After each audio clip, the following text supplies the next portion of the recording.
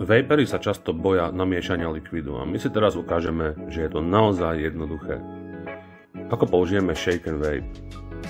Jednoducho si ho otvoríme pomocou nášho krásneho Vape Club otvárača alebo s nožikom, alebo s nechtami.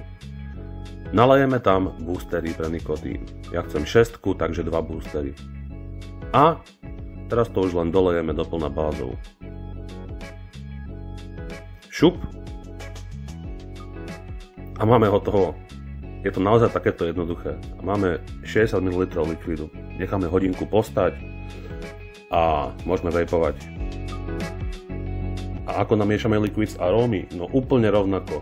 Akurát, že tú arómu si musíme šupnúť najprv do fľašky, takže ja si tam nalejem podľa potreby.